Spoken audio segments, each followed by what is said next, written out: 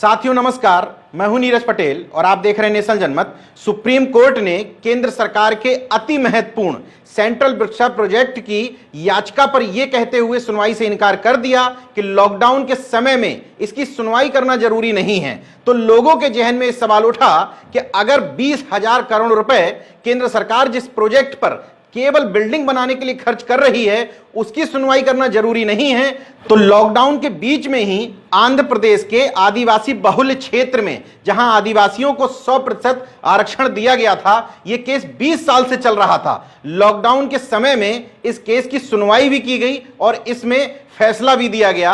वो जो 100% आदिवासियों का आरक्षण था उसको निरस्त कर दिया गया। लॉकडाउन के समय में जरूरत क्या थी कि SC ST से क्रीमी लेयर को लेकर के टिप्पणी की जाए और कहा जाए कि आरक्षण के समीक्षा की जरूरत है।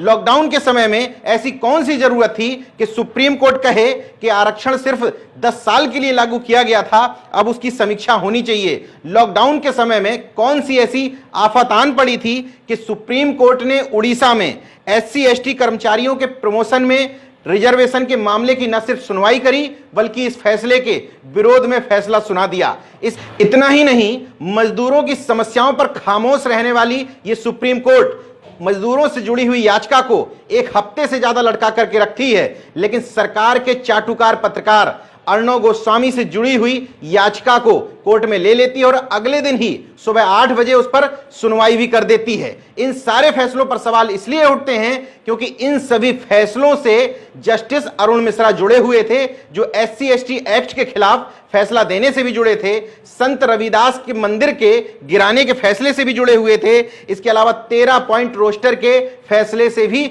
जुड़े हुए थे। तो जब जस्टिस अरुण मिश्रा की बात आई तो लोगों को वो बयान याद आ गया जब उन्होंने प्रधानमंत्री नरेंद्र मोदी की सुप्रीम कोर्ट का जस्टिस रहते हुए तारीफ भी की थी और यह कहा था कि दूरदर्शी हैं। जब जस्टिस अरुण मिश्रा की बात होती है तो यह भी याद आ जाता है कि सुप्रीम कोर्ट बार एसोसिएशन के अध्यक्ष दुष्यंत दवे ने कहा था कि जस्टिस लोया मौत के मामले की सुनवाई इनसे ना करवाई जाए क्योंकि भारतीय जनता पार्टी और उसके तमाम सारे नेताओं के करीबी है। का मतलब जब इस तरह के मामले सामने आते हैं तो पहला सवाल उठता है सत्ता और न्यायपालिका के गठजोड़ पर और दूसरा सवाल उठता है कोलोजियम सिस्टम पर। इसलिए क्योंकि सुप्रीम कोर्ट और हाई कोर्ट के जज अपने लोगों के बीच में से ही बिना कोई परीक्षा पास किए हुए वकीलों को, जो सरकारी वकील होते हैं यानी कि सरकार के चाटुकार होते हैं या किसी जज के भाई भतीजा नाते रिश्तेदार होते हैं, उन्हीं में से किसी व्यक्ति को चुन करके हाई कोर्ट और सुप्रीम कोर्ट का जज बना दिया जाता है। सवाल इसलिए भी उठते हैं कि सामान्य सा जुडिशियल मजिस्ट्रेट बनने के लिए, सिविल जज बनने के लिए, CGM बनने के लिए, DJ बनने के लिए एक परीक्षा पास करनी पड़ती है, स्टेट की परीक्षा PCS J। लेकिन हाई कोर्ट का जज बनने के लिए, सुप्रीम कोर्ट का जज बनने के लिए आपको कोई परीक्षा पास नहीं करनी पड़ती। आपके पास 10 साल अधिवक्ता बनने का अनुभव हो, और किस तरह का अधिवक्ता, यह बात किसी से छुपी हुई नहीं है। इसके अलावा आप किसी के नाते रिश्तेदार हो और आप किसी खास जाति में जन्मे हो तो आप हाई कोर्ट और सुप्रीम कोर्ट के जज बन जाएंगे।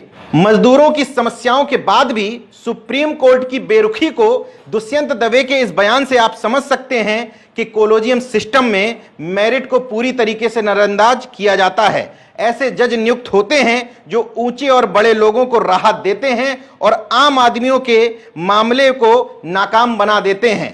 भारत में आम आदमी का मतलब है वंचित वर्ग, और वंचित वर्ग का मतलब है मोस्टली OBC SC ST के लोग। इसलिए सुप्रीम कोर्ट में कोलोजियम सिस्टम का मामला प्रथम दृष्टया तो भाई भतीजावाद, वंशवाद, नाते रिश्तेदारीवाद का लगता है, लेकिन अगर आप इसको गौर से समझें तो यह पूरी तरीके से जातिवाद का मामला भी है। इलाहाबाद हाई कोर्ट के एक जस्टिस हैं रंगनाथ पांडे। उन्होंने प्रधानमंत्री नरेंद्र मोदी के नाम एक पत्र लिखा जिसमें इस कोलोजियम सिस्टम की बखियां उधेड़ते हुए उन्होंने लिखा, न्यायपालिका दुर्भाग्यवश वंशवाद और जातिवाद से ग्रसित है। यहां जजों के परिवार से होना ही अगला न्यायाधीश होना सुनिश्चित करता है। तो इसलिए इन सारे फैसलों पर सवाल उठ रहे हैं कि जब देश में किसी भी नौकरी को पाने के लिए परीक्षा होती है तो हाई कोर्ट और सुप्रीम कोर्ट के जज बनने के लिए, जो पूरे देश भर की यानी कि संविधान का पालन करवाते हैं, बड़े बड़े फैसले देते हैं, इतने ऊंचे ओहदे तक पहुंचने के लिए राष्ट्रीय न्यायिक चयन आयोग यानी कि नेशनल जुडिशरी कमीशन का गठन क्यों नहीं किया जा रहा है? जब आईएएस की परीक्षा हो सकती है, आईपीएस, पीसीएस, तमाम जेई बनने तक के लिए, बाबू बनने तक के लिए, असिस्टेंट प्रोफेसर बनने के लिए, यहां तक कि प्राइमरी शिक्षक बनने तक के लिए 3-3 परीक्षाएं हो सकती हैं, तो सुप्रीम कोर्ट और हाई कोर्ट का जज बनने के लिए कोई परीक्षा क्यों नहीं की जा रही है? यह पूरी तरीके से वंशवाद और जातिवाद का मामला इसलिए भी है क्योंकि वर्तमान में सुप्रीम कोर्ट में कोई भी एससी का जज नहीं है। केजरीवाल कृष्णन के बाद सुप्रीम कोर्ट में अनुसूचित जाति का कोई जज नहीं बना।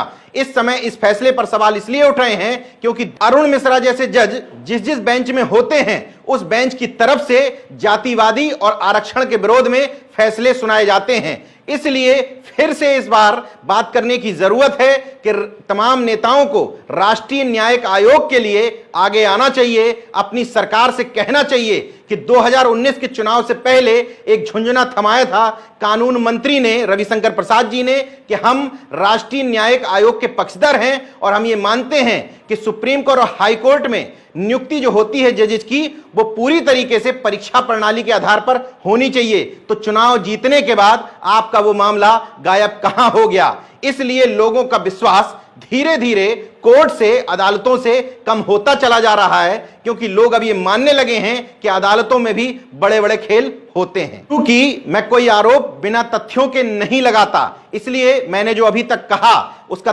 तथ्य आपको बता देता हूं। एक वकील हैं मैथ्यू जे नेदुम्पारा, जो कोलोजियम सिस्टम के खिलाफ लगातार सुप्रीम कोर्ट में लड़ाई लड़ रहे हैं। उन्होंने एक याचिका भी डाली है। उन्होंने एक आंकड़े बताए हैं। उन्होंने बताया है कि हाई कोर्ट के 50% और सुप्रीम कोर्ट के 33% जज ऐसे हैं जो किसी गवर्नर, मुख्यमंत्री, कानून मंत्री, बड़े वकील या किसी रसूखदार लोगों के नाते रिश्तेदार, भाई भतीजे, साले या बहनोई हैं। इसके अलावा उन्होंने बताया कि सुप्रीम कोर्ट में इस समय 31 जज हैं। उन 31 जजों में से 6 जज ऐसे हैं जो पूर्व जजों के बेटे हैं। इसके अलावा 4 अन्य जस्टिस ऐसे हैं जो उनके कहीं से नाते रिश्तेदार हैं। इसके अलावा उन्होंने 13 हाई कोर्ट का सर्वे किया है। उन 13 हाई कोर्ट में जितने जस्टिस हैं उनमें से 88 जस्टिस ऐसे निकल आए जो किसी सरकारी वकील या न्यायपालिका से जुड़े हुए किसी जज या किसी ओहदेदार व्यक्ति के नाते रिश्तेदार हैं। उनके इस कथन की पुष्टि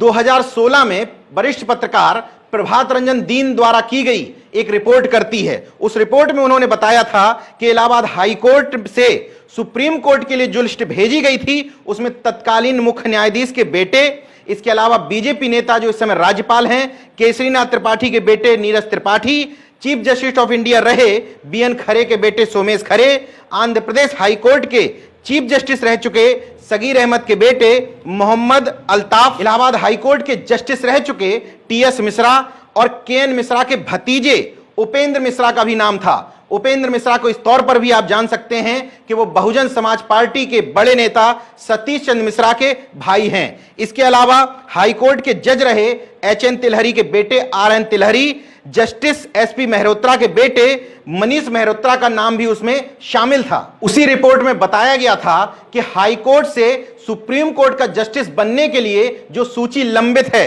उसमें से 73 नाम पूर्व जजों के रिश्तेदारों के थे और 24 नाम नेताओं के रिश्तेदारों के थे।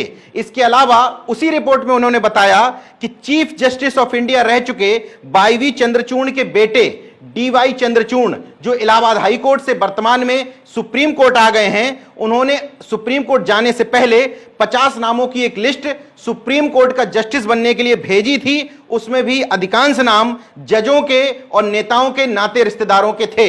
इसी तरीके से सन 2000 में जिस समय अटल बिहारी वाजपेयी की सरकार थी, कानून मंत्री हुआ करते थे राम जेठमलानी। उस समय तमाम सारे हाई कोर्ट्स में से 159 नाम सुप्रीम कोर्ट के जज बनने के लिए भेजे गए थे। उन 159 नाम में से 90 नाम इन्हीं सब लोगों के नाते रिश्तेदारों के थे। उस समय हंगामा मचा था, विरोध हुआ था, तो कानून मंत्री राम जेठमलानी ने उस लिस्ट को निरस्त कर दिया था। तो मैंने आपको चंद नाम बताए। हकीकत यह है कि जब जस्टिस की नियुक्ति में सरकार का दखल रहता था, उस समय भी वंशवाद और जातिवाद हावी रहता था।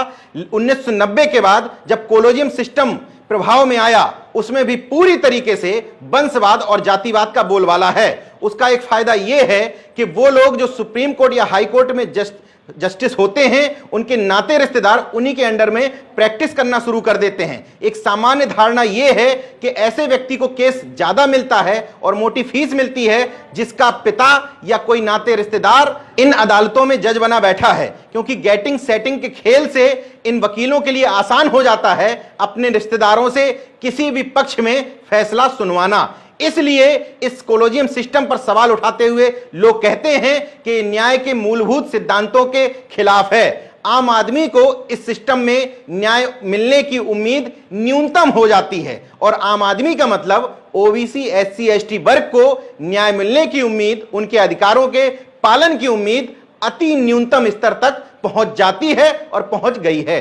कुल मिलाकर के नेशनल जनमत ये वीडियो आपके सामने लेकर के इसलिए आया था कि अपने जाति के जिन तथाकथित रहनुमाओं को आप पूछते हैं, माला पहनाते हैं, उनसे सवाल करिए कि सुप्रीम कोर्ट में जब तक आरक्षण व्यवस्था या सुप्रीम कोर्ट में मेरिट के आधार पर, इसका मतलब न्यायिक परीक्षा के आधार पर जस्टिस की नियुक्ति नहीं होगी, तब तक न्याय के नैसर्गिक सिद्धांत का पालन ओबीसी, एससी, एसटी के साथ तो छोड़िए, जनरल की भी अन्य जातियों के साथ नहीं हो सकता। जस्टिस रंगनारायण पांडे जैसे तमाम सारे जस्टिस इस कोलोजियम सिस्टम पर इसलिए समय समय पर सवाल उठाते रहे हैं क्योंकि ये जातिवादी होने के साथ ही भयानक तरीके से वंशवादी भी है। देखते रहिए नेशनल जनमत, जागरूक और सजग बने रहिए। जय विज्ञान, जय संविधान, जय लोक।